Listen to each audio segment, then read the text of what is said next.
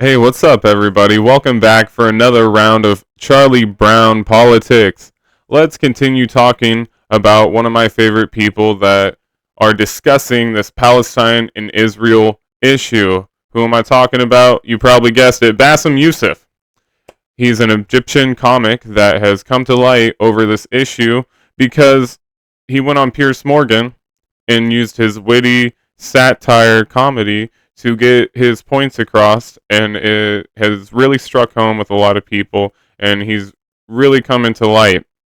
Now, I recently showed you guys a video of Bassem going on Chris Cuomo's podcast, and during this podcast, he declared that he is not going to be voting for Biden no matter what. He doesn't care if Trump gets elected. He doesn't want Trump to be elected, but Biden's actions have been so terrible that he can no longer stand it. So let's this after this clip went out, the vote blue no matter who crowd must have sent out a bat signal because they're freaking out because he then continued on to go do another interview that I will show you where somebody else tries to double down and scare him with the boogeyman of Trump himself and tries to double down and repeat on asking why you won't vote for Biden. What about the boogeyman Trump? And Bassem brushes that off. So without further ado, let's first review the clip that I've already showed you guys on a previous interview, but the clip that must have sent out the bat signal in the first place. So let me pull this up real quick. Okay, here we go. As much as I'm one of those people, I would vote blue no matter who. I will never give my voice to Biden after what he's done. So then what do you do? If you're blue no matter who, and the who is Biden and you won't vote for him, what do you do? I will sit that one out, seriously. It's crazy because I became an American citizen in this country, and I'm so happy to vote. And it took America 4 years to get checked out of the elections. Because if you are continue supporting a daily killing there, and you're not even like wanted to put the slightest effect to stop the killing, why would I vote for you? And then they come back and they blackmail us. It's like, but reproductive rights. At least if a woman in Tennessee cannot have reproductive, she can travel to California, New York to do it. Those people in Gaza have nowhere to go. So and it's always been like the Democratic Party blaming the minorities because the Democratic Party gave us the promise that we are on your side. But in reality, they are not, because here you have a war, 27,000 kids, 27,000 Palestinians killed, 100,000 being injured, 70% of the homes. You did this show with Abdul Jabbar, the father, and you gave him the space, and I really appreciate and this guy is an American citizen. He's not even in Gaza, and his son was killed for throwing, and he's not even throw the stone, and even if he throw a stone, he should not be killed. So there we have it. That was the clip that is sending shivers down the spine of the vote blue no matter who crowd, right? Like I said, the bat signal must have been sent out because Bassem very well explained why he would not vote for Biden because of Biden's actions. Good for him, okay? A lot of us on the left were already at that point before October 7th, before this whole issue broke out on our stance with Biden, okay? He wrote the 1994 crime bill. He's voted for every single war you can think of. He once said that he didn't want his kids to grow up in a racial jungle. The list can go on and on and on. So I'm glad that more people that were in the vote blue no matter who crowd are starting to realize that both sides are just as bad as one another. So let's go to the next clip, everybody. We're going to have Bassem Youssef is going to be interviewed by Salon. I think they're a magazine that also does like YouTube interviews and stuff. I don't honestly know. And they got another person who is a vote blue no matter who to try to get Bassem to bend the knee and scare him with the ultimate boogeyman, Trump, okay? And so let me just say something that might shock the vote blue no matter who crowd. Trump is not the end all be all. Okay, if he gets elected, it's not the end of democracy. It's not the end of the world as we know it. Our democracy was stolen from us a long time ago. We already are under an authoritarian dictatorship. Look at what they're doing to Julian Assange. Okay? We're already there, people. So I'm not afraid of a Trump presidency. I'm sorry. I'm just not. So let's get back into it. This guy is going to try to warm Bassem up with a few questions that are going to be leading him into the ultimate question of, what about Trump? Aren't you afraid of Trump? Oh my God. You'll get what I'm saying. So let's just get this clip rolling and react. John used to get under his skin. What does it mean to you that Donald Trump refused to go to the White House Correspondents' Dinner in the past, now running for president, lashing out against anybody who mocks him? And is this similar to what you saw in dictatorships? It's very worrying because, even if it was an empty gesture, the White House Correspondent Dinner was even a symbol that you can go and you can mock the strongest man in the world right in his face. So that was like a tradition that even the biggest enemies of the United States would look at that as like, oh, that's amazing, that's incredible, But when Donald Trump came for 4 years, he kind of he parted with that tradition. Right. I mean, the only other president who didn't attend the correspondent dinner was Ronald Reagan, and he was shot. And he even called in from the hospital. This is how important it was. Right. So it kind of worries me because there's so many signs of being an authoritarian or a dictator. But the fact that you don't let anybody mock you or you despise that, that's a very worrying sign. I wonder if Jon Stewart will get under his skin. John used to the point where Donald Trump, before he ran for office, would smear Jon Stewart, but attack him online. And but Donald does this. Donald is a bully. Right. And let me pause it real quick. And so I didn't prefix the video well enough, I think. So they were talking about the White House Correspondent Dinner where a comedian gets to go and make fun of the president. Donald Trump did not allow that when he was president. And so this guy was, started off this interview asking him about that. And he's like, don't you think that's a line of a dictatorship? And of course, Bassem agreed and said, like, it's not a good look. And you'll see throughout the interview. But you see he's trying to butter him up, okay, to the question of, aren't you afraid of another Trump presidency? So just keep that in mind as the interview goes along. But Bassem really does an excellent job of not falling for it, not taking the bait.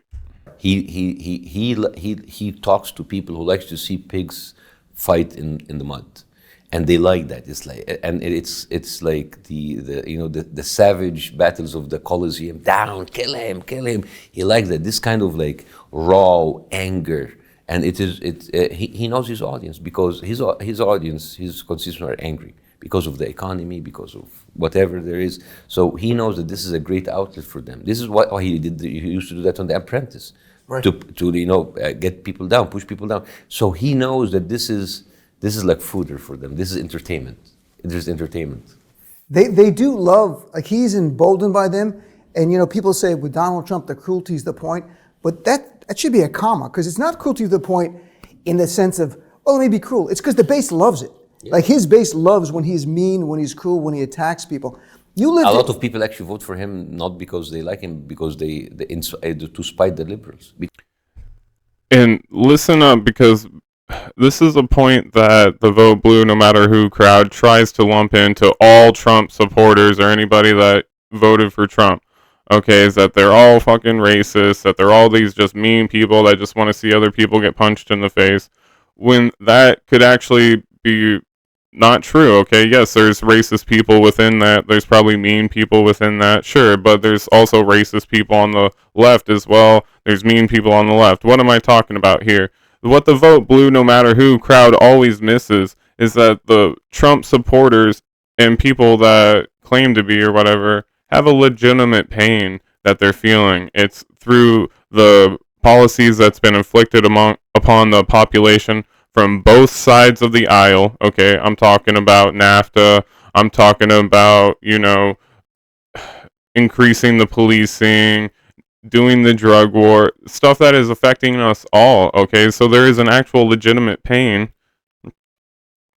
behind people that support Trump, and yes, there are racist people within that. That's fine, but there's also a legitimate pain caused by people just living throughout America. And what the vote blue, no matter who, forgets to do is to acknowledge that pain. And so, I think Bassem understands that. And if you keep watching, I think you'll get what I'm saying. Because they hate the liberals. Right. A lot of people actually, they don't care about even voting for anybody, but they hate the other side because the other side gives them a lot of reasons to hate. We have to admit. Well, I'm on that side, and I am glad to give them a lot of reasons to hate. That's Michael. Look, you're Bassem Youssef. You think they love you? You're a brown guy selling out theaters, 3,000 seats, and in their mind, you've stolen their job. They love me more than you. I'm not sure. You can ask them. Here's the twisted logic of those, the MAGA people who are angry, that you come here legally, I assume, and you sell out 3,000 seat arenas. But in their mind, that's what they would be doing if you weren't here. They can't even write a joke, but in their mind, somehow brown people or people of color. No, they don't think like that. They don't think like that. They always say like, oh, we're good with immigrants, but it has to be legal. So, but they don't understand that many of the people who come from our part of the world are actually mostly legal. Sure. They have a problem with people coming from Latin America, and it's not about even like the immigrants. It's about what do they think about their mind and their image, and you cannot blame them because their media tell them that this is a danger to America, and you need a common enemy. You always need a common enemy. How do you do that? You have to find an enemy, and the enemy will have to be an outsider. Whether you are a Jew in Germany, whether you're a Palestinian in Israel, whether you are a Hispanic in the United States, a brown person in Europe, you have to have an enemy, because how can you unite all of these people against a common enemy? Because there's no solution. There's always something to be worried about. And so Bassem understands what the right does to its supporters, right? They manipulate them, they scapegoat people that are below them on the economic scale, they scapegoat them to immigrants. But what the vote blue, no matter who crowd always forgets is that there is a legitimate pain caused by what's going on through our economy, put on to us by the policies that both sides of the aisles have. And so Bassem's able to see what's happening to the right and to their supporters, and he's able to apply that same concept to the left. Now watch when this guy tries to that common enemy concept to the left, right? Because what's a common enemy on the left? It's Trump. It's Trump supporters. You got to be afraid. Oh my God, are you crapping your pants yet? It's Trump. Okay, but Bassem does not fall for it. He does not take the bait. Here we go. And what you just went through is really the academic definition of what a fascist movement is, where it's never about solving problems. It's about ginning up anger and then picking a minority to make the target for all of your problems. And that's what's. So you lived in Egypt. You had to leave. We've talked about this before. You had to flee because of your comedy, making fun of certain people in power at the time. From living under that, and seeing where Trump is going, the man who said he'll be a dictator only on day one, because that's what dictators do. They're so like, one day, that was enough. One day. What is your concerns what can you share with fellow Americans about what life could be under a true authoritarian? I have to say that I don't care. You don't know what it's gonna be like? Tell me why. Because I was one of those people who would like vote blue no matter who. Right. I voted for Bernie Sanders. I voted for Joe Biden, and Joe Biden came with all of the liberal promises of equality, of right for minorities, and then we see him supporting a genocide. So why would I vote for him? So honestly, the whole thing about blackmailing us with Trump, so we have to vote for Biden, doesn't work. If this has to be America, so enjoy it, guys. Boom! The blackmailing with us with Trump doesn't work. How many times do we have to hear the Democrats or the left, the liberals, whatever, say, I feel your pain, people. I know you're struggling. And if you just vote for me one more time, I promise I will do something to relieve that pain. And how many times have we fallen for it? And then they stab us in the back the moment they get into the door. Okay, this is Charlie Brown politics, okay? You want Medicare for all? Well, Lucy's going to keep yanking that football out from under you. You want freaking higher wages? Lucy's going to keep yanking that football out from under us. No, no longer. We're kicking Lucy in the face. We cannot accept that. Bassem gets it. Thank God, okay? Everything that they told us about Trump, you know, oh, he's a psychopath with nukes on the button, has come true with Biden, okay? More war has increased under Biden. The Ukraine war, the conflict in Gaza,